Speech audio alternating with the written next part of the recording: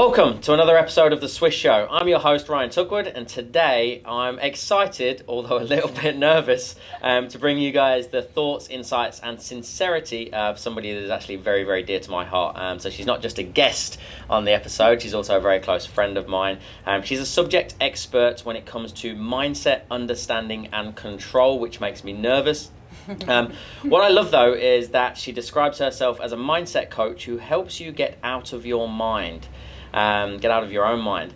Jess makes overthinking, overanalyzing, and overdoing a habit of your past. By bringing awareness to the root cause of the problem. Something that I could have done with many, many years ago. For the last 5 years, she's been employed as an organizational mindset and performance coach, including here at ISR Training, and is known for fixing performance issues that no one else could fix. She now runs her own rapidly growing coaching practice, Real Talk Coaching, and as the name suggests, Jess has a no bullshit approach. Jess utilizes her intuitive and trained grasp of human behavior to help individuals overcome mental blocks in order to realize their potential, and believes there is no greater gift you can give someone than the key to unlock the cage that they hold themselves captive in. This is going to be an interesting one. Jess, how are you? I'm good, and I hope that was the most awkward part of this podcast. This is going to get way more awkward. First and foremost, I read some words out in there that I don't even understand. I don't know what they mean. What's a performance coach? What does that even mean? Well, performance coach, I guess, if you're in a company, which I was working for a company, they would have anybody that is either staff, contractors, business owners, managers that are struggling with their performance, or just don't know how to get to the next level. So they're doing really well, but don't know how to get to the next level. That's when they'd come see me. So it would be not a skills-based issue, and I guess their leaders and their mentors couldn't quite figure it out because it's like, yep, do this, call this many people, and if it wasn't working, it's probably more a subconscious thing, and that's when they'd come to me. So it's not just if somebody's struggling or underperforming, they can actually be performing really well, but it's about taking them, whatever the next level is, it's about helping them get there. Yeah. Because we'd all have different limiting beliefs or challenges regardless of what stage of the journey we're on, I assume. Yeah, absolutely. Okay. All right, so how did Jess come to be a performance coach? I want you to go all the way back. I want you to go as far back as you feel comfortable going back. And for anybody that's never heard of you before, give us an understanding of not the bio version of Jess Cameron, but the real Jessica Cameron. Are we sure we're allowed? I'm nervous about the answer. Okay, way back. So I was at uni, and kind of, I guess this would be the bit of the story of my life, is doing something that is standard, expected by family, by society, whatever it may be. And so I never thought of not going to uni. I did really well in school. I did really well in uni. But I remember one time sort of sitting in a class that I absolutely loved and just got this really clear feeling like I was in the wrong place. And I'm like, why would I be in the wrong place? You know, this is the path that my life was always going to take. Go to uni, you get your piece of paper, you get your degree, and then you go off and you follow your life goals. Is that conditioning from parents and family that's the route that you take? Yeah. So education is pretty big with my family. My family's pretty educated as well, and also just because I was good at it. Yeah. So why would you not go to uni if you got the opportunity? We're blessed that everyone can go to uni in Australia. So it was kind of just like, you just do it. Take a gap year, you go find yourself traveling the world, and you come back to uni. Yeah. So it was kind of just the path. And one of the things that I guess I've learned later on in my life is that if the path is neatly laid out for you, it's not your path. It was somebody else's, and you're just walking it. And so I tend to look at my own path as all of the sticks, all of the prickles, all of the rocks, kind of like trudging it out yourself. So sometimes it's painful, and a lot of times it has been, but that's, to me, is like, well, it's my own, you know. So is that an indication for you then, when it's hard and prickly, is that an indication that you're on the right path, as opposed to I'm doing something wrong? Yeah, it is to me. And so I feel like to most people, it's like we think good decisions will bring good feelings, bad decisions will bring bad feelings. And so the problem is sometimes we make a decision we think was good and it brought bad feelings, and now all of a sudden we don't trust ourselves anymore. We're like, oh, I thought that was a good decision. I obviously am not good at making decisions, or I never know what decision's going to bring good or bad feelings. And so for me, I kind of got to this understanding that it's like, no, it may be a good decision, and you may need a pain at this stage in your life, or you may need a discomfort or challenge. That may have been what you needed. And so I don't kind of go through life looking for like good feelings, like decisions that are going to bring me good feelings. So for me, if I'm walking a path that I feel was good for me and it brings that challenge, the prickles, the stones in that analogy, then I'm like, but it's my own. Yeah. So it can't be wrong because it's my own. Yeah. That makes sense. So you're at uni then, you feel that you're in the right class but not enjoying it? Yeah, well, no, I was enjoying it, and that's kind of how I knew, oh, maybe that like wasn't quite from me, because mentally everything made sense. I was studying psychology, I was doing exactly what I loved, I was at a good university, and I was doing really well at it. So mentally and logically it didn't make sense to leave or to have that feeling that you're not in the right place. And so I remember sort of stepping back and really considering, okay, because I'm one of those people that are like, what do you want to be when you're older? And I'm like, oh, I want to be a lawyer, I want to be a psychologist, I want to be an interior designer, like just a bit of everything. So spark. Shiny object syndrome, a little bit? No, yeah. Yeah. Well, just like, you know, you have different talents and you think, oh, I've got this life, what path do I want to go down? And I think maybe that's quite a traditional view too, that we've got to pick a path rather than like, well, you can pick what's the step that is right for you now, and then the step may change or the path may change, and that's fine. And so I went to uni, and I was in uni, and then I thought, okay, came home and I was like, you need to sort this out. It's like you really need to figure out what it is that you want to do. And so I thought to myself, if I could picture myself doing anything, what would it be? Like just anything. And I kind of just sat there for a while until an answer came to me. And it was quite another strange experience, because I didn't even know what came to me was a career path. Right? Can I, before you go on with that, because I think that's something that we all try and do, right? You mentioned earlier about finding yourself.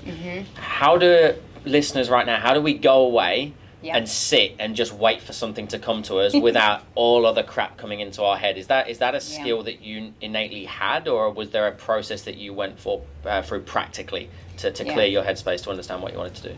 Well, I would say that at that time it wasn't a skill. Okay. It was a desire. So like because before that I had done the same process that the listeners and all of us have done, like, okay, what's my skills, like weigh up the paths, weigh up the options, weigh up what we know, and then kind of come to a conclusion. So I had done that, and then I was still finding myself in a place where it wasn't feeling right. And I think that's a big difference there, is like we're pun intended, I guess, we are brainwashed to be in our brain and to stay in our brain and to only do what logically makes sense.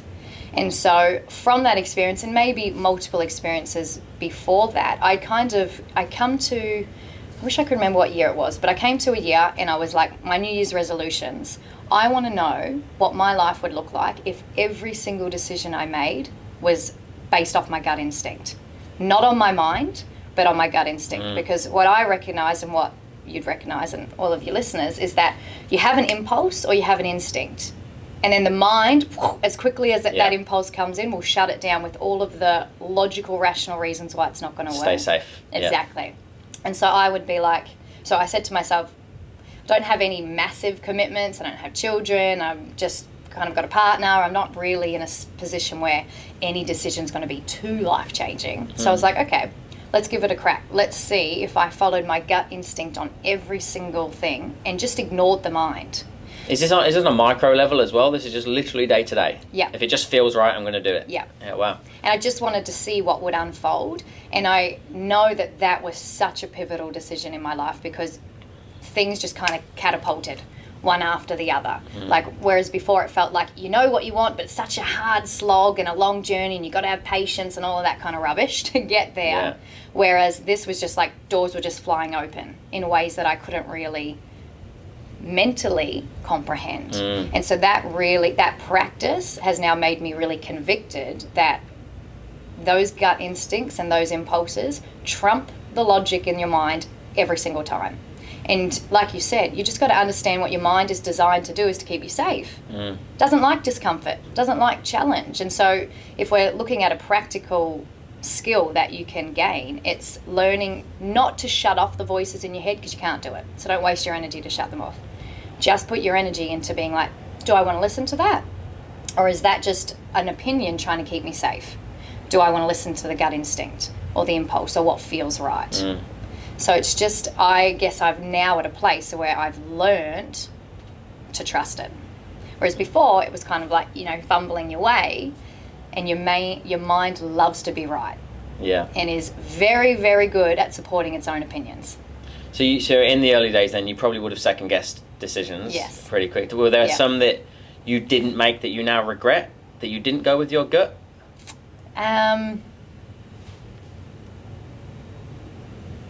Good question.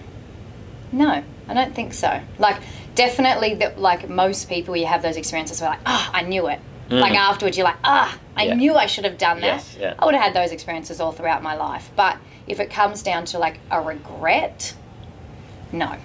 Because I think even the times where we didn't listen to our gut instinct and we have that experience, we're like, damn it, I should have. That's exactly what we needed to learn. So the next time we have a gut instinct, we're more inclined to listen to it. Yeah. So I don't really subscribe to the regretting anything. It's an amazing lesson in there as well, because there will be people out there that will be listening or watching as well, where they're still dwelling on something they should have done or something they shouldn't have done. Yes. Okay, so what can we do in that scenario right now? If I'm still looking back, a week on, 2 weeks on, 2 months on, 3 years on, whatever it may be, going, I wish I'd have done this. I wish I'd have stayed with that person. I wish I'd have split up with that person earlier. Well, I know you do a lot of relationship coaching. Is there anything that we can do to kind of draw a line in the sand and just move on? Yeah. Well, I think, good question as well. I think the important thing that people need to remember is that, like I mentioned at the start, decisions and good decisions aren't just going to bring you good feelings. And they're not just going to bring you bad feelings. And so when you've made a decision and it's brought good or bad feelings, whatever it may be, if you get rid of that, if you get rid of those labels and just say, what experience did it bring me? What lesson did it bring me? What have I gained from it? Or what do I want to gain from it? Yeah. And then you move forward. Because it's like everybody's going to travel through the valley of despair at some time in their life, you know, or feel the regrets or feel shame or whatever it may be. And that's fine. But just don't start building your house there. Yeah. Don't put up a picket fence and your letterbox, and don't stay in the valley of despair. Like, it's a choice. Move through it. Exactly. Yeah. And so, and it's a perception thing. I like to tell people, I'm like, we all have a fear of failure. Every single one of us have a fear of failure. It's not necessarily failure that we're fearing, but what failure may bring, whether it be, you know, abandoned or ostracized or shamed or embarrassed or whatever the thing that we think failure will bring. That's what we're afraid of. But the beauty is, failure is a perception. So if I tried or attempted something or didn't listen to my gut instinct or listened with my brain and it kind of all went pear-shaped, I might sit there thinking, what a failure I am. And you might tell me, Ryan, no, you're not. This is what you've gained, X, Y, and Z. Yeah. So failure then is not truth. It's not reality. It's perception. And if I then can perceive that nothing I ever do is a failure, it's an experience, it's a lesson, it's some step to growth, then I can never fear failing, because that's made up in my mind and I control that. I love it. Yeah, nice. I think you know this, but I went through my 3-day wobble when COVID hit, where I wasn't sure what was going on. I didn't know what to do. There is no textbook. And I remember talking to one of my mentors, and he made me sit down and actually write down my worst case scenario versus the best case if the worst case happened. So I wrote down a big list of going bankrupt, losing the business, losing my cars, losing the house, losing everything, versus, okay, well, that took me nearly 10 years to build up. What lessons and experiences have I got in those years, and how long would it take me to get back to the position I'm in today? And the conclusion was roughly 6 months. So he said to me, well, so basically your worst case scenario is you are now 6 months behind where you thought you were going to be. And it just cleared my head to go, it's actually okay. All of a sudden I don't fear anything, because the perception of what that scenario is was totally different. So I love that. But I'm a very logical person, as you know. So when you say you go on your guts, which I've had to learn, right? I was historically a poor decision maker. I would over-process, overthink. And now I've still got a process of making decisions, but I do it a lot more rapidly because I've got a system. So it's what are the pros and cons? Who can get hurt? What's the worst case scenario? What are the consequences of not doing this? And then I make a decision. Do you even subconsciously go through that, or is it literally a feeling? I would say, yeah, in a way you do. Because here's the thing, everybody, I know it's kind of like a stereotype or a funny generalization that women are more emotional and men are more logical.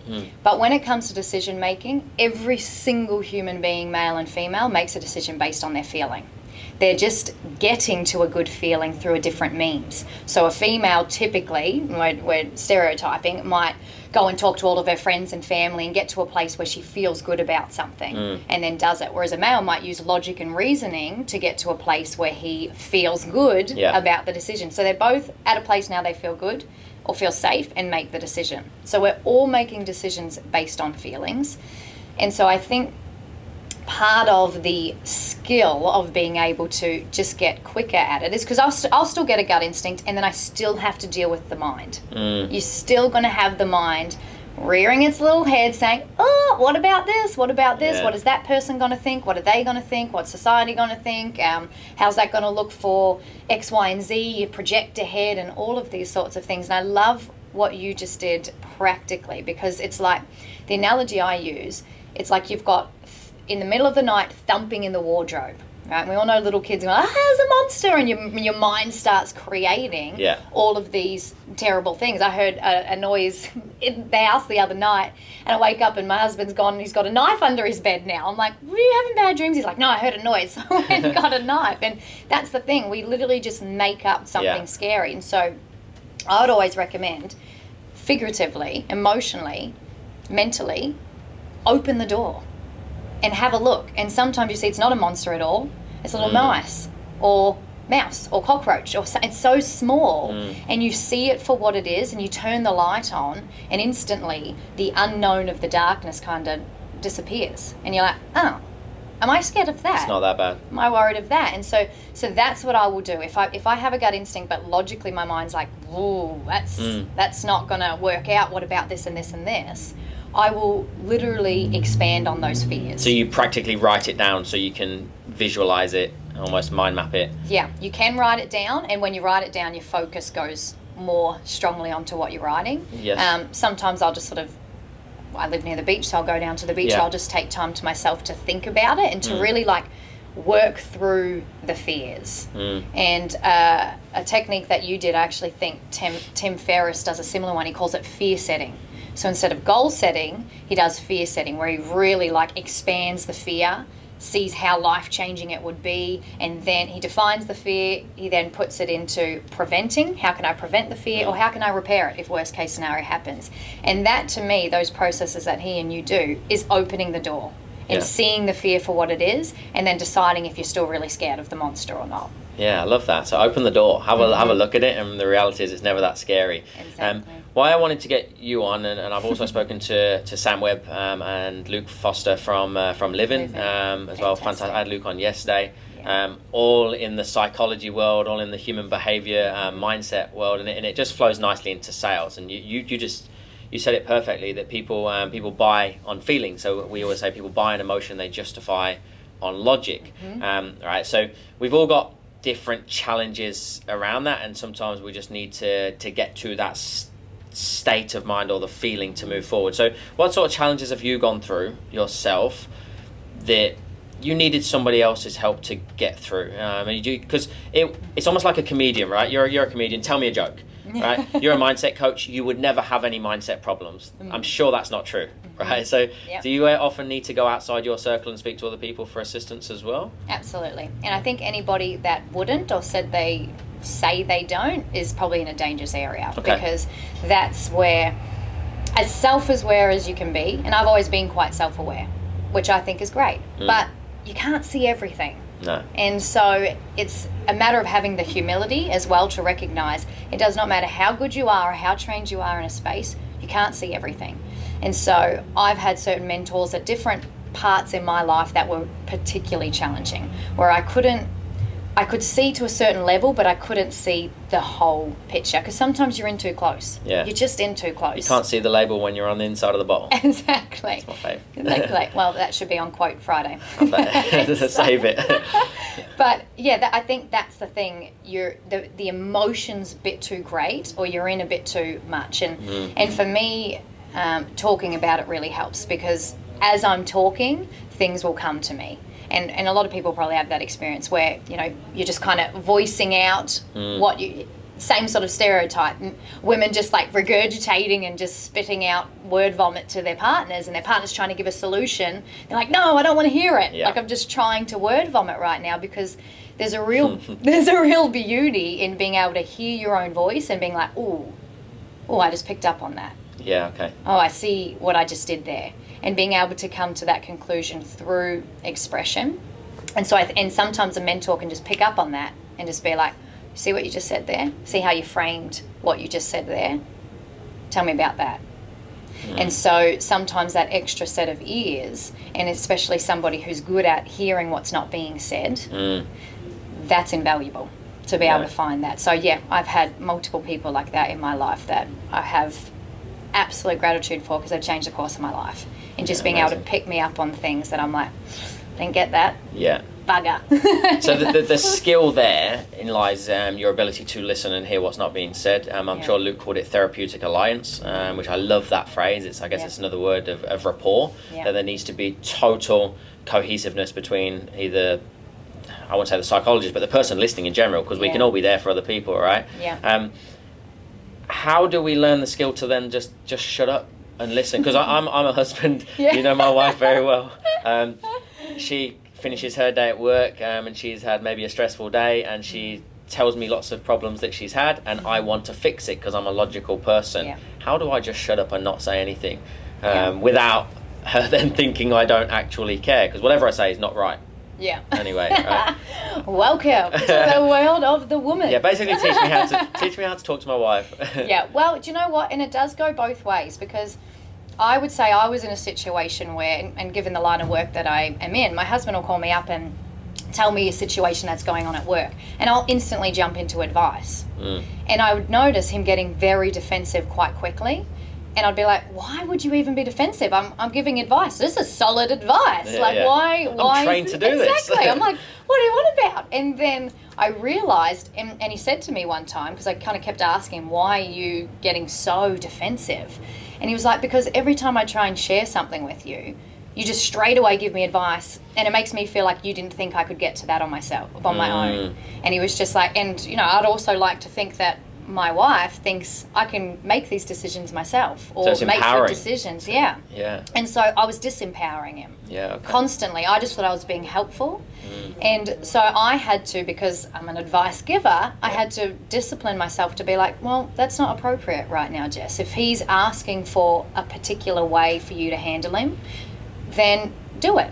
And so I would try and discipline myself not to give advice, and instead I'd be like, well, what do you think? And half the time, what he would think is exactly what I would have said to him. And so rather than me being like, oh, I would have said that to you, because that's just an ego stroking. Do you agree then? I would be like, oh yeah, I think that's an awesome choice. And just let him have it, because it was him. I just didn't give him the chance. What if it's wrong? Well, yeah. wrong Do you let and right. them have the lesson? Wrong and right is very subjective, and so. True. And now people know it. People know when they're saying something that maybe isn't like integral to what they want to do. And sometimes saying it out loud, I'm like, oh, was that really the best choice that you reckon you could make? They will know it. Yes. And so in this scenario too, there has to be ownership on both sides, right? It's not fair for one partner to think the other can read their mind, right? So I would preface it.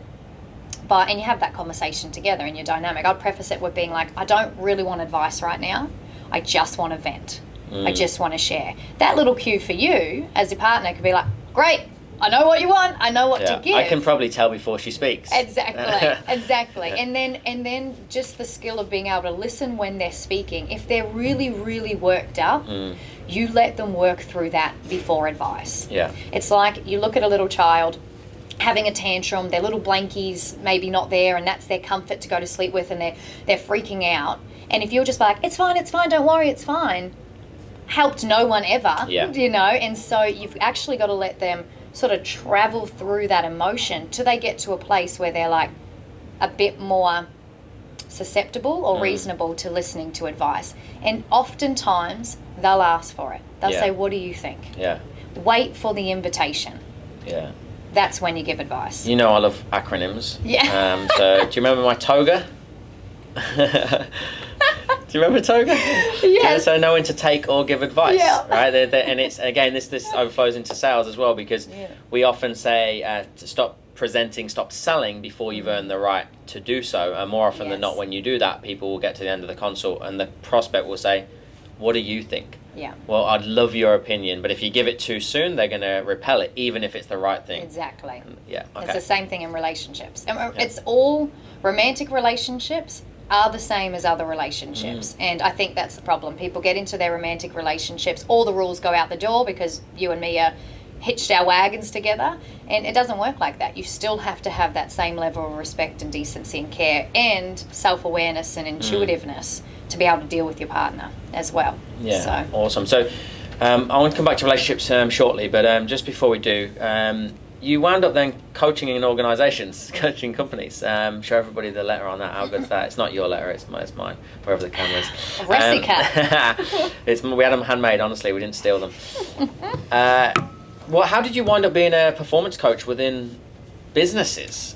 So, well, then back to the story that when I was sitting in my house, kind of thinking about what I would see myself doing, it was the almost picture that I got was I would be a teacher, but it wouldn't be a classroom teacher. And that like resonated really deeply with me. But I wouldn't even tell you who Tony Robbins is. Like that entire world of like motivational speaking, self-development, coaching, would not have a clue. Didn't know it existed. What age are you at this time? I was 23. Okay. So just had no exposure to that world. So when the thought kind of came to me and it like really clicked on like a deep level, I was like, I don't even think that's a career. Like I was literally like, this isn't even a thing. And I was too embarrassed to tell anybody, and I kind of sheepishly told my stepmom at the time, and she was like, I have never heard you tell me something that I think like as a career that resonates so well. That's exactly what you need to do. And I was like, really? So it kind of gave me a little bit of courage and validation. So I went on Google and I was trying to find all of these sorts of courses, or I didn't know what I was looking for, and I found a speaker course, and it was American. And so I remember sort of flying over to America to a conference over there, all about it, and just sort of did this course. So you went all in. I did. Didn't do a quick 3-day course online. I did. And I'm a weird person, so I watch movies and get like, pull out little quotes and write them in my phone. And I was watching this movie. Everybody listening that does that now are going, am I weird? You're all weird. And I was just like, this is the worst movie ever. I can't even remember what it's called. Zoo's in it. But one of the things that he said was one of those pivotal moments in my life where I was sitting there tossing up about whether or not I should spend the money on this course, because I'd never done anything like this. And it was a fair bit of money as well, especially as a 23-year-old. And the quote, he said something and goes, I can't even remember how he phrases it now, but it was basically like the biggest decisions in your life are made in like 20 seconds. That just like these quick, tiny little pivotal things where you just have to have the courage to say yes or to say no. And that really resonated with me. And I just jumped on the next day. And the crazy thing is, I had been getting emails from this company for 6 months. I hadn't pulled the trigger yet. And the next day, I logged into my emails, and the title or the subject of the email was that quote from that movie that I'd never, ever seen or heard of before, nor have heard of again. Wow. And I clicked into the email, and he was using that quote, and I was like, oh, well, okay, I'm listening. It's a sign. It's a sign. And so I did. I just signed up in my 20-second little sprint. I'm like, let's just do it. I'm going to do it. And then I flew over to America, and I, do you know Stephen Covey? 7 Habits of Highly Effective People. He had passed away, but his son owned the company, and I was like, and I'm like, I'm going to get an interview with him. And so I tried to reach out to him, hadn't heard anything, and it was around the similar time that this conference was going to be on. I'm like, I'm just going to book this ticket. I'm just going to stay for like 2 months, and I'm going to figure out a way to get an interview with him. And the day before I was flying to America, a connection of a connection came through and said, oh, I know him. I'll put him onto his secretary. And then it all worked out. And so once again, gut instincts didn't make any logical sense. I met him. Awesome. Great book, Speed of Trust, if people haven't read that or listened to that as well. It's fantastic. Yeah. Just fantastic humans. And so he kind of steered me on a little course as well of what to do when I came back home. And then it was sort of just, I'm trying to make a really long story short, but I moved to Queensland and I had 2 job offers. And one ticked every single box. And I was looking for stability in my life at that time. And I'd worked for different sort of startup companies that kind of went nowhere. Right? So I was like, I just need a solid company that's stable. And so they ticked all the boxes. They gave me the job straight away. And I went through like a long recruitment process. And then, so they didn't give me the job straight away. After that long recruitment process, they gave me the job. And then another company I went to, which I almost didn't, because I'm like, I've already got this job and it ticks all my boxes. And I went in there and it was like a sales job, commission only. I was like, hell no, there's no way I'm doing this. I'm like, not having a bar of it. But the feeling I got within the company was, the only way I can explain it was like, I'm at home. And so I remember sort of being at a stage where she was like, the owner was like, I really want you. And I'm like, I'm not doing sales. That's just not what I was looking for. And she's like, what are you looking for? I'll give you a full-time role. I'll make up a role. What do you want? And just kind of created me a role. Yeah. And so I went home to my parents and to my then partner, and I was like, okay, pros and cons. Trying to do the mind thing. Let's write out all of the pros and cons. And everybody was the stable job, of course, because it was logically made sense. And so they kept giving, I guess, reasons why that I should do that. And I kept defending the other one that didn't make sense. And they said to me at the end, they're like, Jess, I think you've already made up your mind. Why don't you just go for it? And so I did. I went into work when I was supposed to be starting on Monday. I went into the office and I told them I'm not going to take the job. And then went away and told the other company, all right, let's do it, because I just feel better about it. And that opened up the whole world of Tony Robbins, of personal development. They sent me to conferences. They put me through different courses, and a world that I didn't know existed was opened up to me because I followed my gut instinct to take the job that didn't make sense. And then things happened in that, and that set me on a path to the head company. And the owner of all of these different companies was like, I want you. This was after the company I was working at had dissolved. He was like, I want you. Here's the role. And it was a recruitment role. And I said no. And I needed a job at this time because the company that I was working for had just closed. And I said, no, I think your issue in sales is not recruitment. Anyone can do recruitment. And I was very good. I was the top in the company for recruitment and throughout Australia. And so he wanted me to do that role. And I was like, no, anyone can do it. I think your issue is retention. You don't know how to retain these sales guys, so you're constantly recruiting every single week. Expensive. Yeah. And I'm like, you don't know how to retain them. I'm just like, I have a skill set where I can train your mentors, train your leaders. I don't even know these words that were coming out of my mouth, right? I was like, probably sweaty as pits. Just creating a version of yourself. Yeah, exactly. I was like, oh my goodness. But I knew I had that skill set because I had developed it at the last company that I was doing recruitment at. That kind of turned into a bit of a coaching role. And so that's what I kind of had pitched to him. And I'm like, and I don't want full-time. I want part-time. And ironically, what you're doing right now is selling yourself. Yes. Bearing in mind you didn't want to be in sales. Exactly. And so he pretty much said to me, and I will forever be grateful for him. He was like, here's your salary. And it was more than the full-time salaries that other people were on at the company. And he was just like, create your role. He's like, I don't know what you're talking about. And he was like, but I want you and I'll pay you and just create your role.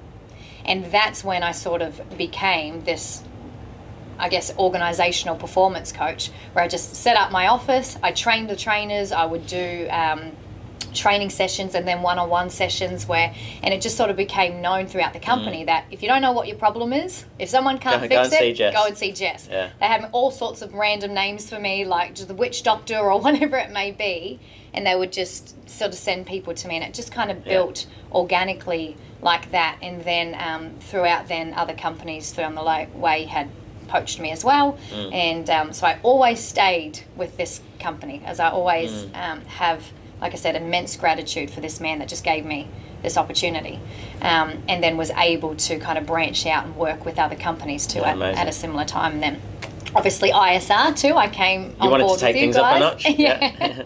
And where I was exposed to being able to do that for your clients, which was such a beautiful thing to be able to help so many people from so many different walks of life. You know, I have 18-year-old or 17-year-old boys to 70-year-old women, you know, within ISR. And so that was, every step along the way, I can truly, without exaggeration, say it was a gut instinct, and it didn't make logical sense, and it opened up doors to rooms I didn't know existed. So we've got Mel Robbins' 5-second rule. Yes. And we've got Jess Cameron's 20-second rule. Yeah. Which one do we go to? Because I can make this in 4 times quicker if I go with Mel, right?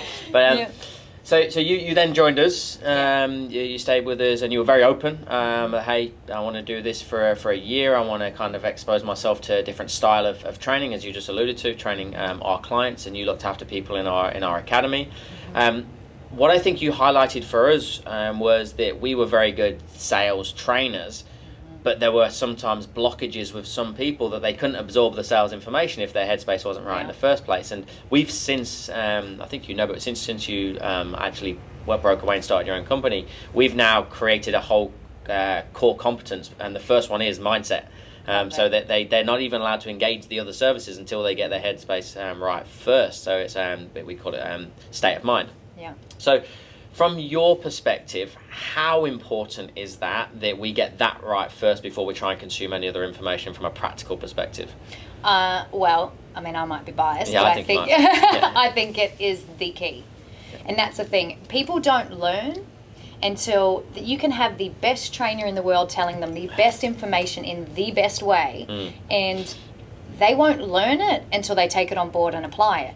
I truly believe experience is learning.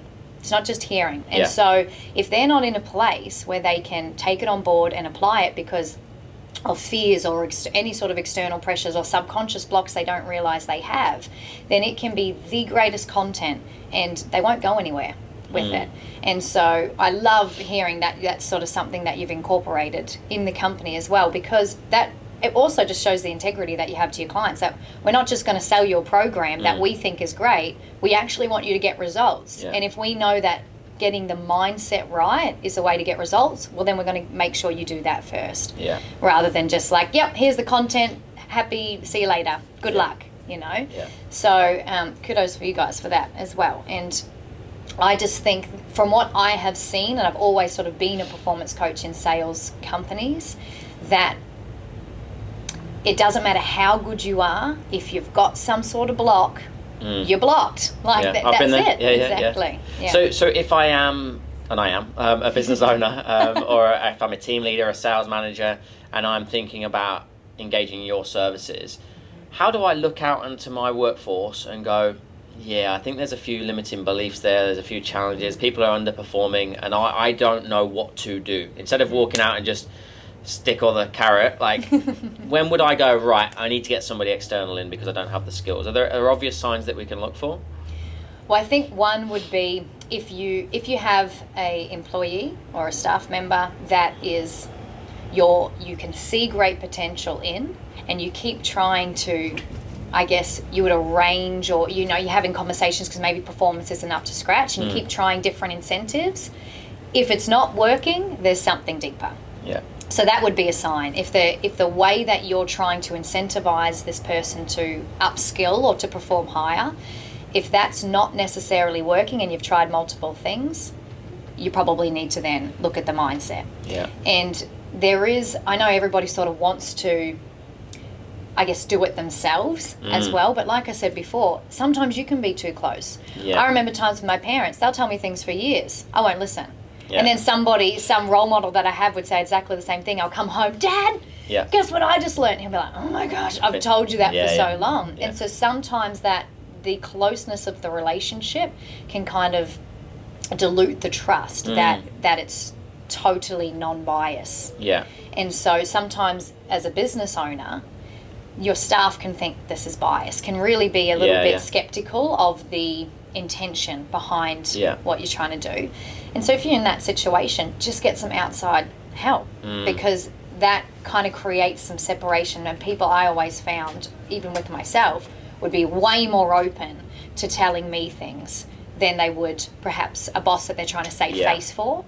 And the difference then too is, because I'm a non-bias, I'm not a part of the company, I'm not getting annoyed. Yeah. Like a business owner would probably like start a partner, getting, right? Exactly. So we have a shorter fuse with our partners than we do with Exactly. Because as a boss, it's kind of like, I'm just paying you. Can you just step up? Can you just sort it out and figure it out and get the job done? And so that sometimes frustration or aggression can come across in the conversation, especially if you've been trying for a while. Yeah. And so an outside counsel, I guess you'd say, doesn't have that frustration. Yeah. So just all ears. Yeah. And that I found is really beneficial then for staff. They feel more heard. Yeah. They can totally open up, and that's when they're more likely to go to the deep places of the mind that they wouldn't go with somebody they're a bit too close to. Yeah, nice. And if I flip that on its head then, because when we go into businesses, we often get like a sales manager go, can you just go and spend some time with her, spend some time with him. I don't know what's wrong with them, right? Yeah. They just ain't making sales, they're not converting, they're not following up, their work ethic's not where it needs to be. And then somebody gets put in a room with us for a one-on-one and they don't want to be there, right? Because they've been told that for all intents and purposes, they're not a good enough salesperson. Yeah. How does that work from a mindset perspective? I can only imagine my boss coming up to me and going, Ryan, can you just go and talk? I've got a lady coming in tomorrow. Her name's Jess. Yeah. She's a mindset coach. She's going to help you out with a few issues that you've got. Yeah. Like, do you know what I mean? I imagine that's a conversation that would happen. Yeah. How do we phrase that to our team? How do I approach my team and say, hey, I've got somebody coming in tomorrow, and I would like you all to have a one-on-one session with... Yeah. Do you know what I mean? Yep, absolutely. And you've hit something really important there, because it's all in the framing. Yeah. And so usually and with companies that have solicited my services, I will tell them how to frame it. Okay. Especially given the information they've given me. I'm like, okay, if you frame it this way, you're going to have an issue straight away. And so the framing is important, whether it might be like, oh, we've got someone coming in because there's too many issues and I can't figure out and you're messed up. And, it's just like, I want to bring somebody in because I really want to up-level the company. And I want to pay for a service that is going to support each and every one of you, because I'm maybe not that person that can do it for you. So you show the care. And there's a quote that I heard for like years that I love, and it may be a little bit corny, but whatever, I'm corny. It's like, don't ever let a problem get in the way of a person to be loved. Or don't ever let a problem to be solved get in the way of a person to be loved. And that's kind of been my mantra, right? Is because we go looking for problems and we want them fixed, especially if it's affecting us, rather than recognizing this is a human being and they might need some support.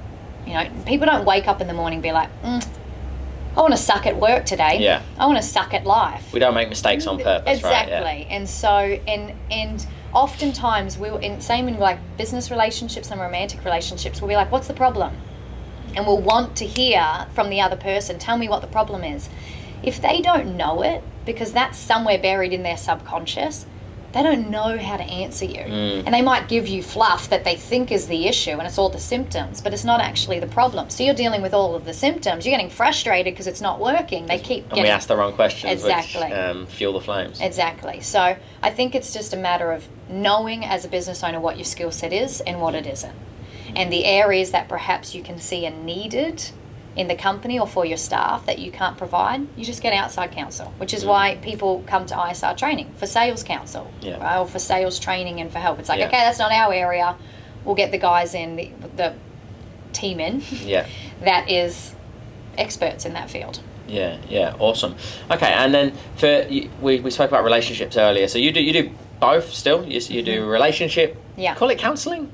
Well, coaching. And that's because it's a different, there's talk therapy, obviously, as well. I'm sure Luke and Sam would have shared all of these sorts of things, so I won't go into that with you. But I went down the coaching vein, though I studied psychology, I went down the coaching vein because I wanted the kind of clients that wanted quick answers. So what's coaching to you then? So coaching is, how would you explain it? In a way, I'm trying to also be sensitive. I'm also trying to be sensitive to other mediums as well. And because there's no right or wrong, you just need to know what's more suited to you. And so for me, coaching is like somebody comes, they come with goals, with issues, or with, like I said, they're in a really good spot, but they want to get to the next level. They just want to reach their potential. And I'm somebody that is a coach, far more informal. So I'm kind of in the game with you, right? Rather than like you come see me once a week, or we sit down, you have your quick 45 minutes, or and it's more clinical and it's more formal. A coach is somebody that you build a relationship with, and that can, you know, sort of be able to constantly mentor you through it, not just in the session. That's the word I was going to lean towards, more mentorship, because from what I've seen, and obviously you worked with us for, like I say, a year, and you coached hundreds and hundreds of our clients. And the common feedback was it was a relationship. It wasn't just all right, I've now got a session with Jess about my headspace, right? It was you really get to know people on a deeper level, and obviously that's the key for them opening up, I imagine. Yeah, it is. And I think people, when it comes to rapport, you'd know this in sales, people being heard, feeling like they're really being heard and understood, that's your quickest lane to strong rapport with somebody. It's like, oh, this person gets me. And so I guess sometimes in the coaching that I do, obviously I do mindset and relationships. It's because that's just my passion. So it's relationships, obviously romantic, workplace relationships, friendships, family relationships, and most importantly, the relationship with yourself, which I think is the key to everything. So that, to me, I believe relationships is literally the spice and the flavor of life. And so every single person that is struggling in some way, it's from one of those relationships. That is the issue, whether it's with self or with somebody else, and we don't know how to navigate it. So that's kind of why I found, when I was trying to pick my niche or whatever we do, is like, what do people come to me for? And it always seemed to be a relationship thing. So I'm like, okay, well, that's obviously my thing. And like you said, life is relationships. We're always selling ourselves to someone at some stage. For something, whether it be like a job interview or actually selling a product or a service. So last couple of questions. Where's Jess going from here? What next? I know you do a lot of speaking, or you did before we got locked down. COVID, thank you. So we're doing webinars, we're doing podcasts. Where can we find you and see or hear you speak more? Well, I have an Instagram page and a website and a Facebook page. So it's Real Talk Coaching. And that's the easiest way to sort of find me. I just do videos on there right now. I was doing workshops, and so that will now move to a online platform as well of doing workshops. So yeah, amazing. And can we engage your services digitally? We can do Zoom sessions with you as well if needed. Yeah, absolutely. So I've got clients all over Australia, so Zoom is usually what they do. Some people actually prefer phone calls. I know if it's something that helps them open up without being face to face with somebody. So some clients like phones, some really like the Zoom, and some like the in person. Have you ever done any sort of analytics on, I don't know if you quantify it, whether people open up more over the phone or via Zoom or face to face? Is there one of the other? It's an interesting question, because I also believe it depends on the person as well. So I feel like one of the things that I've been blessed to see in myself from this journey that I've been on in this career path is that it seems to be that you can only meet people at the level you're willing to go within yourself.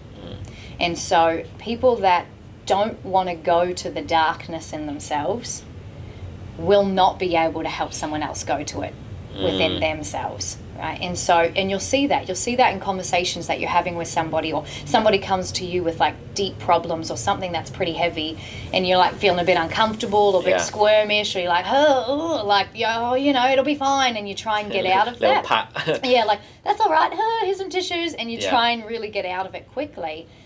That person is somebody that I would be able to recognize straight away that does not go there within themselves. That strong emotion they have an aversion to, which will be exactly the same for themselves. And so for me, in the path that I guess I've had in my life and the things that I've gone through, I have no fear to just sit in the darkness, to just kind of be there with myself and be like, oh, this is some heavy stuff. And I always found, even like growing up, I'd be sitting at a bus stop and someone will come to me and just like offload their life issues to me. I'm a teenager, right? And I'd be like, why does everybody come to me with their stuff? And I could never figure it out. I always just sort of thought maybe it was normal, or then, I don't know, maybe I'm just trustworthy. And as I've matured, I've realized it's like subconsciously people recognize somebody who's gone there, somebody who's willing to go there. And I don't flinch, it's like people will share some really heavy stuff, and I don't make them feel uncomfortable because I'm uncomfortable. There's no kind of flinching there. It's like, we're here at this stage in life. And so I think that skill, whether that be on the phone or Zoom or in person, that's what you want to tap into. The vulnerability yourself. Doesn't really matter so much the medium. Because it's all subconscious. It's all, people can sense it on whatever medium you're in.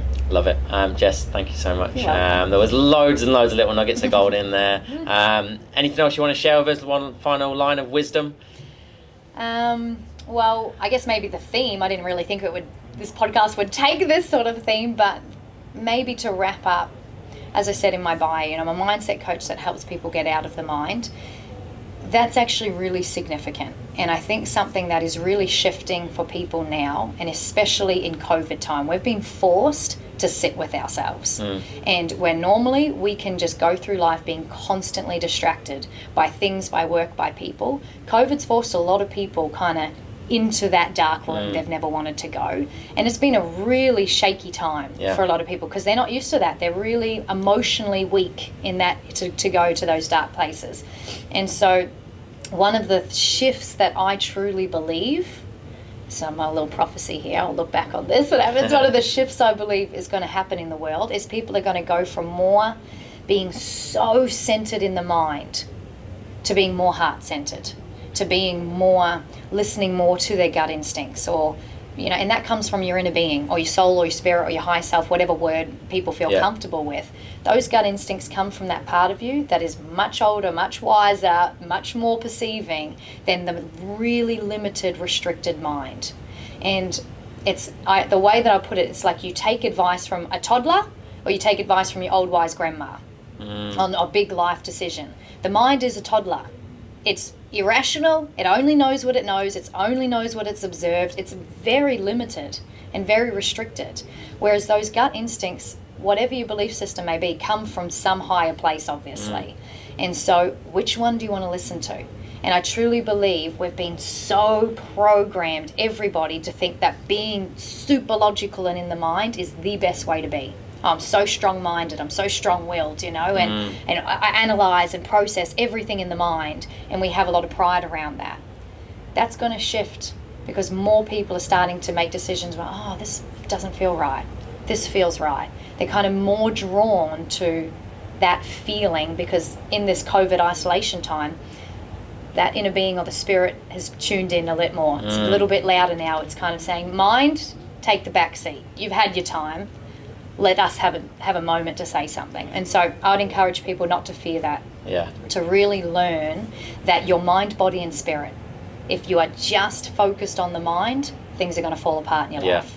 No matter how well they are right now, it's not balanced. And you've got to start tuning into the other two parts of you, your body and your spirit as well. I've just got the title of this podcast. It is going to be called Grandma Gut. And our philosophy You calling me a grandma? You're saying I'm old, it's all perception, right? These lights better not be showing wrinkles. Sales, business, life. I think we covered every single one of them today. Thanks so much for your time, and I wish you all the best. Thank you.